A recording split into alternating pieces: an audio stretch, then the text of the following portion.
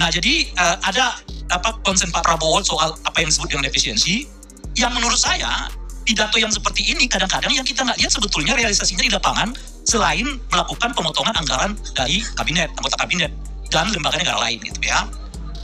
Karena pada saat yang bersamaan terjadi lonjakan ya pembantu presiden yang seperti hingga hari ini tak juga selesai.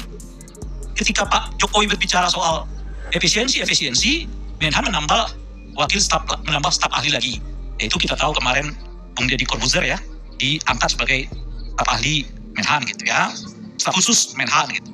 Istilah senjata makan tuan sangat relevan sekali dengan apa yang dilakukan oleh Presiden Prabowo terkait efisiensi anggaran, yang mana menurut pengamat politik Ray Rangkuti menilai dengan melakukan efisiensi anggaran, tetapi di sisi lain dengan bersamaan beberapa di antara para pembantu Prabowo, dalam hal ini Menteri Kabinet Merah Putih, selalu merekrut dan menambah staf-staf khusus, seperti halnya yang dilakukan oleh Menteri Pertahanan atau Menhan yang baru-baru ini melantik seorang Deddy Corbuzier menjadi staf khusus. Tentu hal seperti ini yang nantinya akan menambah beban anggaran, dan hal seperti ini juga tidak patut dilakukan oleh menteri-menteri yang lainnya, mengingat instruksi Presiden Prabowo sendiri yaitu pemangkasan anggaran. Jadi kita udah kritik cukup panjang, bahkan sejak pembentukan kabinet, bahwa kita menyebut ini sebetulnya tidak mencerminkan kabinet yang efisien gitu ya, dan efektif gitu, hingga sampai saat ini menambah jumlah orang untuk masuk ke dalam kabinet itu terus-menerus terjadi gitu. Nah, yang pada saat yang bersamaan beliau terlalu mengumumkan soal efisiensi yang pada tingkat tertentu dengan pemotongan anggaran biaya dari banyak lembaga negara dan kementerian berakibat terhadap masyarakat secara umum.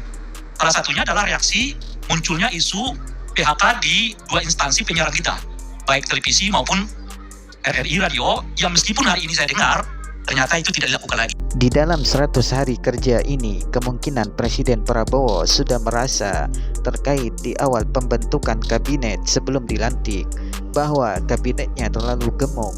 Padahal dari awal Ray Rangkuti sudah mengkritiknya bahwa dengan kabinet yang gemuk tersebut yang nantinya akan mengakibatkan kurang efisien dan efektif, apalagi ditambah kabinetnya terus-menerus menambah orang-orang baru di kementeriannya sampai hari ini.